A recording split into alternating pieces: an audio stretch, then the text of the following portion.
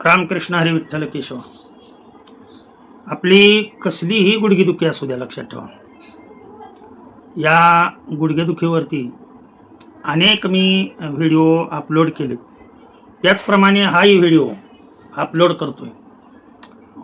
गुडघेदुखी असू द्या किंवा हे बोटांचे सांधे दुखत असू द्या किंवा अशी बोटं लूज होत नाहीत किंवा अशी वाकवताना दुखत असतील, पायाची बोटं दुखत असतील, हाताची बोटं दुखत असतील किंवा हात असा सरळ करताना दुखत असेल किंवा कंबरदुखी असेल, तर या कसल्याही गुडघेदुखीवर आपण साधं सोपं तुम्हाला विलाज सांगतो.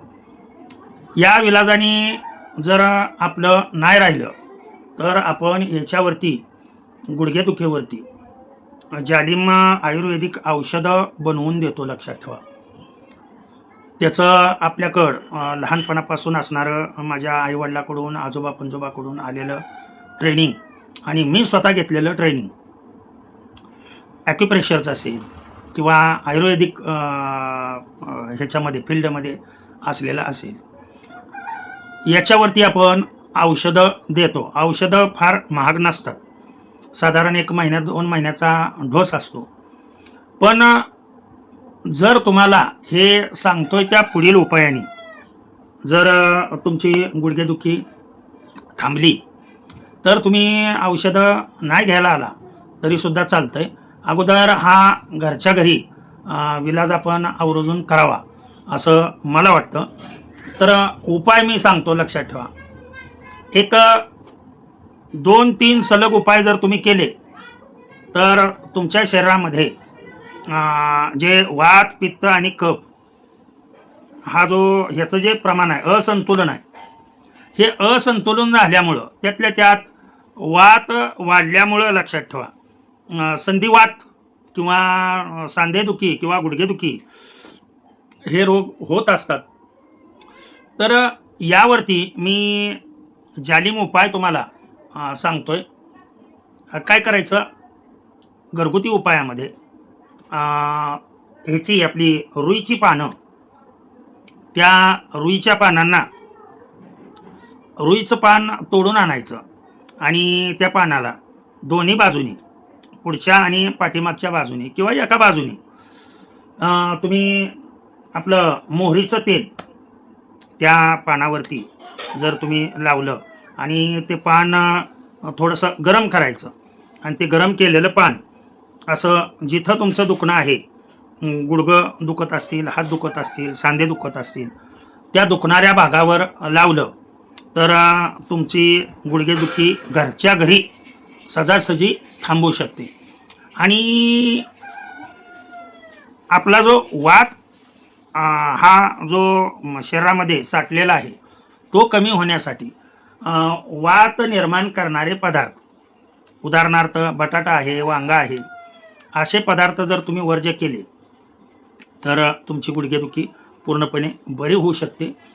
अनेक विलाज आहेत, परंतु या घरगुती विलाजाने याच्यावरती मी बनवलेला चौरस आहे, ते चौरस घ्यायचं एक विशिष्ट असं प्रमाण आहे.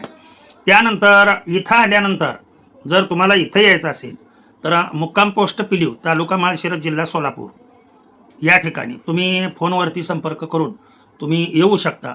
मला लेक्चर असतात, त्याच्यामुळं तुम्ही ज्या दिवशी येणार आहात त्या दिवशी फोन करायचा आणि नंतरच यायचं.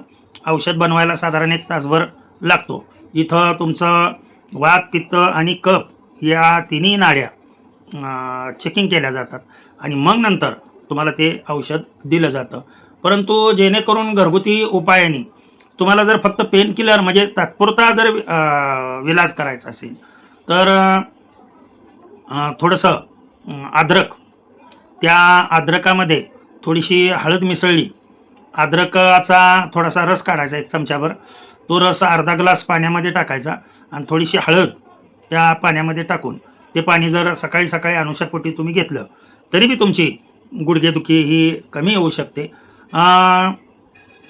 सहजासहजी हा आपल्या आहारामुळं निर्माण होणारा आहार आहे. तर ज्यांना हे घरगुती उपाय करून ज्यांना बरं वाटतंय त्यांनी यायची आवश्यकता नाही. परंतु अनेक उपचार करूनही जर तुम्हाला फरक पडत नसेल तर आवर्जून अगोदर सांगितलेल्या पत्त्यावरती संपर्क करा. आणि ज्यांची इच्छा आहे, माझ्यावरती ज्यांचा विश्वास आहे, नवे ज्यांचा आयुर्वेदावरती विश्वास आहे, त्यांनीच यावं. ही काय कोणाला जबरदस्ती नाही आहे. अनेक वर्षापासून आलेली ही परंपरा पुढं चालवण्याचा प्रयत्न आहे. आणि सहजासहजी गुडघ्याची मोठी ऑपरेशन करावी लागतात. ह्या ऑपरेशनपासून जर तुम्हाला सुटका हवी असेल तर आयुर्वेदिक उपचार एक 2 महिन्यासाठी, 2 महिनेसुद्धा लागत नाहीत, 1 महिन्यामध्ये जवळजवळ क्लिअर होतं. करून पहा. आणि आवर्जून हे उपाय केल्यानंतर जर नाही फरक पडला तर आवर्जून संपर्क करा. झालेली सेवा भगवंताच्या चरणी अर्पण करतो आणि सेवेला पूर्णविराम देतो. पुंडलिक वरदा हर विठ्ठल, श्री ज्ञानदेव तुकाराम, पंढरीनाथ भगवान की जय.